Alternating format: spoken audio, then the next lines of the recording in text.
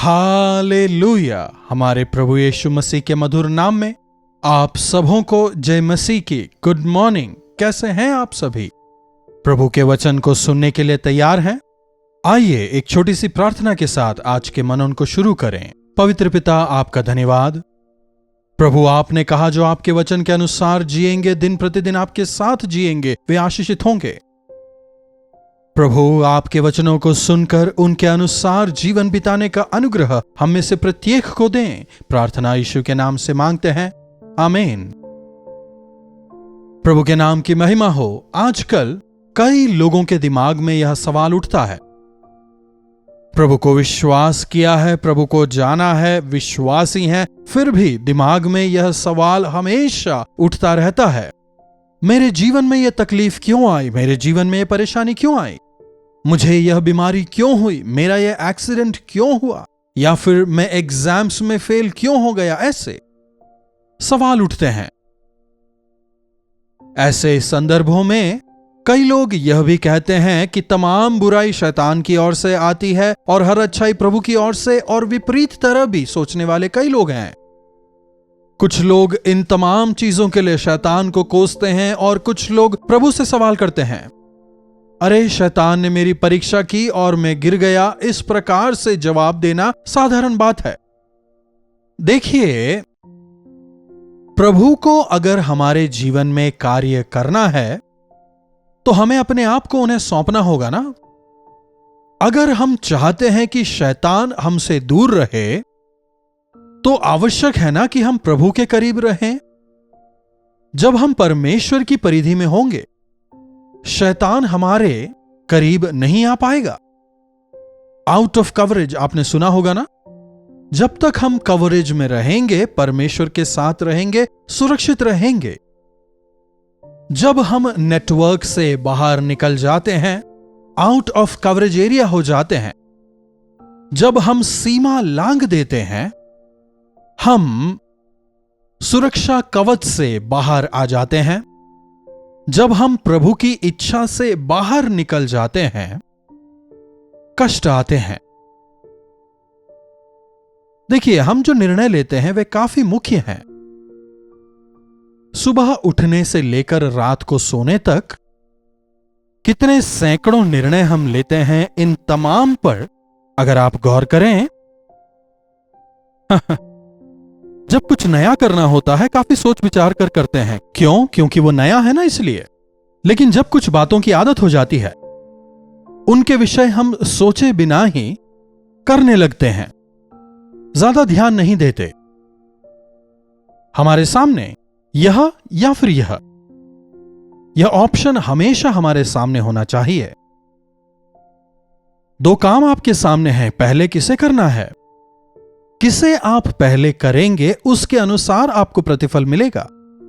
क्या मैं कुछ गलत कह रहा हूं? पहले कौन सा, बाद में कौन सा, यह निर्णय लेना है। क्या करना है, क्या नहीं करना है। यह ज्ञान बाइबल को अच्छी तरह पढ़ने वालों को, जो प्रभु की इच्छा में रहते हैं, उनको तुरंत ही उनका विवेक उन्हें चेतावनी देता रहता है। इसलिए परमेश्वर की इच्छा को करते हैं और आशीषित होते हैं। उदाहरण के तौर पर रूथ की पुस्तक में हम एक परिवार को देखते हैं। अच्छा आशीषित परिवार ही था, क्योंकि वे लोग बेतलेहम के निवासी थे।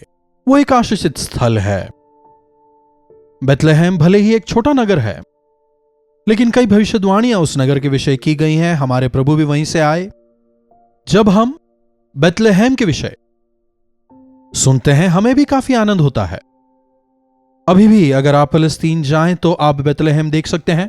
बेतलेहम अभी फिलिस्तीन के कंट्रोल में है। एक छोटा गांव,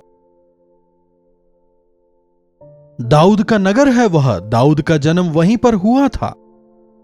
दाऊद की प्रार्थनाओं से भरा गांव। दाऊद जंगल में जाकर, पहाड़ों पर जाकर, गुफाओं में जाकर प्रार्थना करता था। एक आशीषित गांव है यह परिवार इसी गांव में रहता था। एलीमेलेक, नओमी, महलोन, किलियोन, पति पत्नी, 2 बच्चे, एक अच्छा परिवार। एक आशीषित नगर में रहते हैं, एक आशीषित परिवार होकर रहते हैं। लेकिन वह परिवार बर्बाद हो जाता है। पति की मृत्यु हो जाती है, बेटे भी मर जाते हैं, नओमी विधवा हो जाती है, जो कुछ था सब कुछ खो देते हैं।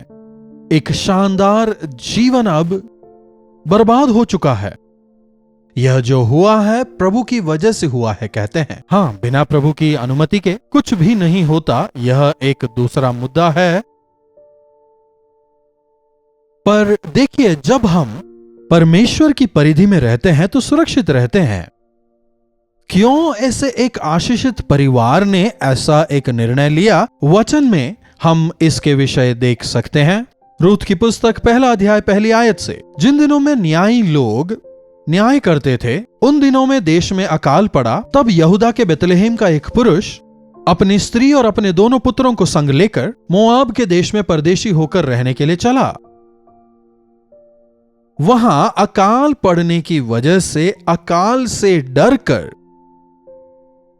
अकाल आ रहा है ऐसा सोचकर, अरे अकाल तो बढ़ता जा रहा है, यह सोचकर भयभीत हो। अगर यहां से गए तो अकाल से बच जाएंगे। कहां जा रहे हैं यह नहीं सोचते। मोआबियों से, एदोमियों से तुम्हारा उनके साथ कोई संबंध ना हो, तुम उनसे संबंध ना जोड़ना। प्रभु ने अपनी व्यवस्था में कहा है और अवश्य ही इन्हें यह पता होगा। प्रभु ने पहले से ही यह बताया था। एदोमी शारीरिक लोग हैं, पर तुम लोग आशीषित हो। जानबूझकर आप विवाह के विषय में, अरे विवाह के बाद मेरी बेटी परेशान हो रही है, कहेंगे तो उसका क्या लाभ? आप ही ने किया ना। जब बात विवाह की आती है तो लोग तुरंत निर्णय ले लेते हैं।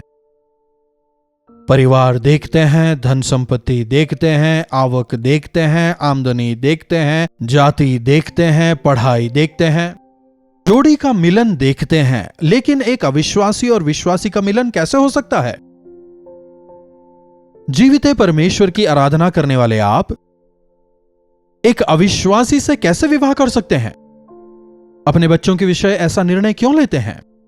आपके गलत निर्णयों की वजह से बेटी अगर परेशान हो रही है या फिर बेटा तकलीफ में है, अगर वो परिवार टूट रहा है, अरे मैं तो प्रार्थना कर रहा हूं ना, मैं तो प्रभु की इच्छा चाह रहा हूं ना, मैं प्रभु का इंटरवेंशन चाह रहा हूं ना, एक निर्णय हमारे पूरे जीवन को बर्बाद कर सकती है। एक गलत निर्णय लेता है, उसकी वजह से जान चली जाती है। नौजवान बेटे मर जाते हैं जिन्होंने वहां की स्त्रियों से विवाह किया था। अंत में 3 विधवाएं बचती हैं। जब नओमी को अपनी गलती का एहसास हुआ, जब उसकी गलती उसके सामने आई, नओमी पछताती है। लेकिन सब कुछ बर्बाद हो जाने के बाद अगर हम पश्चाताप करें, थोड़ा बहुत रेस्टोरेशन जरूर होता है, लेकिन हमें पापों की क्षमा मिलती है, प्रभु क्षमा करते हैं। लेकिन उस संतोष को, आनंद को जो हमने खो दिया है, उसे दोबारा हासिल करना मुश्किल होता है। आप हर बार अगर एक नौकरी के विषय में आपको निर्णय लेना है, ज्यादा सैलरी मिल रही है, उस नौकरी के कई सारे एडवांटेजेस हैं, लेकिन वहां रविवार को छुट्टी नहीं है। दूसरी जगह सैलरी थोड़ी कम है, हफ्ते में 5 दिन काम करना है। आपको किसे चूज करना चाहिए? एक 20-30 हजार दूसरी जगह ज्यादा मिल रहे हैं। अगर हम उस भ्रम में गिर जाएं, रविवार की आराधना को छोड़कर अगर हम सांसारिकता में पड़ जाएं, पैसे कमाने में अगर लग जाएं, जीवन में बढ़ोतरी नहीं होगी, आशीषें नहीं होंगी। जो एक्स्ट्रा पैसे आपने कमाए बीमारी में, हॉस्पिटल में या फिर कर्ज चुकाने में खत्म होते हैं। अनुभव करने के बाद ही समझ आता है। कई लोग कहते हैं, प्रार्थना के साथ ही मैंने उस नौकरी को ज्वाइन किया था, प्रार्थना करके ही बाहर निकला था। बिलाम परमेश्वर ने कहा था उसके साथ में नहीं जाना, बालाम के साथ में नहीं जाना, इस्राएलियों को श्राप नहीं देना। बार बार बार बार प्रभु में जाऊं, प्रभु में जाऊं, प्रभु में जाऊं पूछता रहता है। जब तक हामी नहीं मिली बार बार प्रभु को परेशान करता रहा। जाने के लिए कहा पर श्राप देने नहीं कहा। गया, लेकिन उसका क्या फायदा? उसके मुंह से आशीषें ही निकली। उसकी मूर्खता को देखकर गधे तक ने उसे परिहासित किया, लेकिन वो दोबारा नहीं लौटा। देखिए, जब हम गलत मार्ग में जाते हैं, परमेश्वर उस मार्ग में जाने से हमें रोकने का प्रयास करते रहते हैं। और अगर हम यह समझ पाएं कि यह प्रभु का मार्ग नहीं है, मानकर अगर अपनी गलतियों से हम मुंह मोड़ें, तो प्रभु के चमत्कार को देखेंगे। कई साल मैंने बाइक में घूमते घूमते सेवकाई की है। उस बाइक को किक से ही स्टार्ट करना होता था।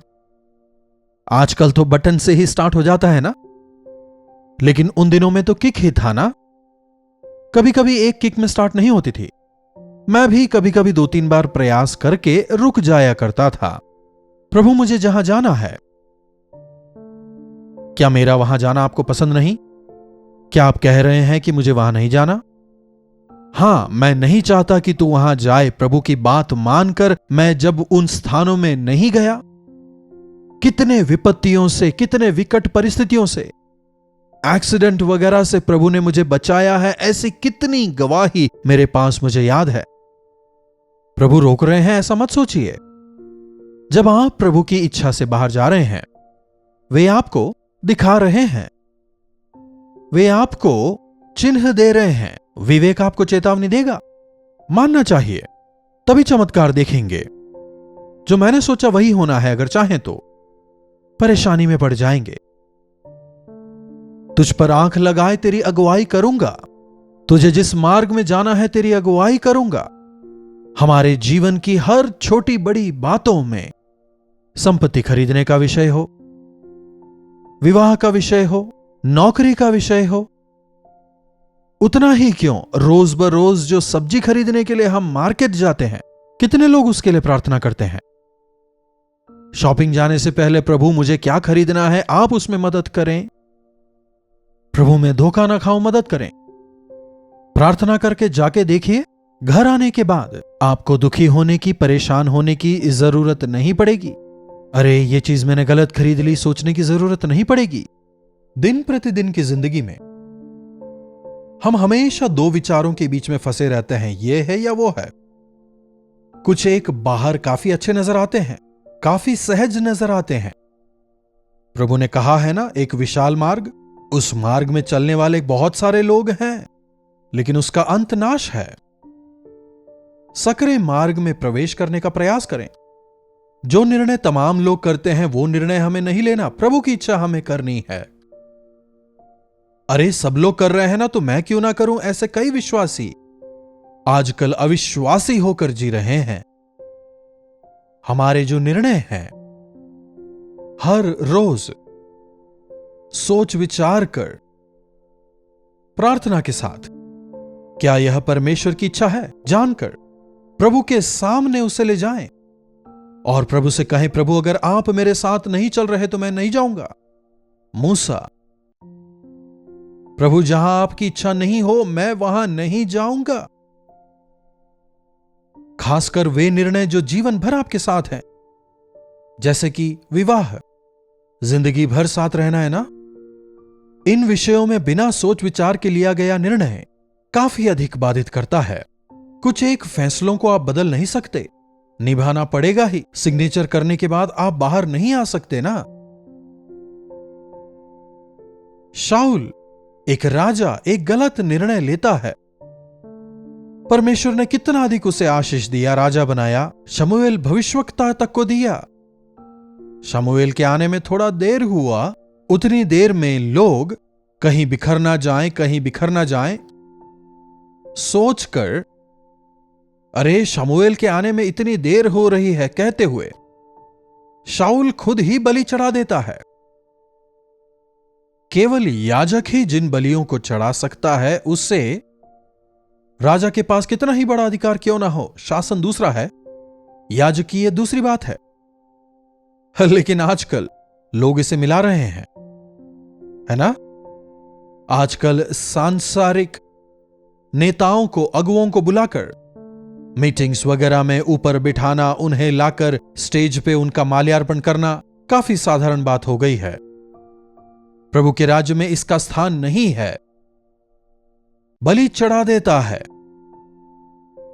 लोगों, शमूएल को आने में देरी हो रही है, तुम थोड़ा रुको, हम मिलकर शमूएल का इंतजार करेंगे, हम प्रार्थना करते हैं, कह सकता था ना।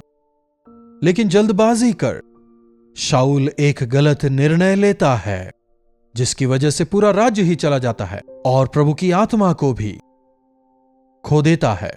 सावधान, इन दिनों में आपका हर एक निर्णय प्रार्थना पूर्वक लें। गलत निर्णय हमारे लिए परेशानी का, तकलीफ का सबब बनेंगे, हमें प्रभु से दूर ले जाएंगे। प्रभु, आपकी इच्छा मेरे जीवन में पूरी होने पाए। पिता की इच्छा को पूरी करने के निर्णय के साथ यीशु मसीह इस संसार में आपके और मेरी तरह मनुष्य होकर जन्म लेते हैं। जन्म लेने के बाद सांसारिकता में उन्होंने जीवन नहीं बिताया, लेकिन पिता की इच्छा को उन्होंने पूरा किया। पिता, मेरी इच्छा नहीं लेकिन आपकी इच्छा कहते हुए उन्होंने समर्पित किया। आज अगर हमारे जीवनों में एक भी गलत निर्णय हम ले लें तो वो जीवन भर हमारे लिए आंसुओं का कारण बन सकता है, नुकसान का कारण बन सकता है। हमेशा याद रखें। इसलिए आज से हर विषय को प्रभु के सामने रखकर निर्णय लें। प्रार्थना। महापवित्र पिता, हां पिता, हमारे जीवनों में कितनी बार गलतियां करके उन्हें सुधारने में ही हम रह जाते हैं। निश्चित रूप में परेशानियों में पड़कर बाहर निकलने के लिए छटपटाते हुए, परेशान होकर परमेश्वर की निंदा करने वाले हम ना बने,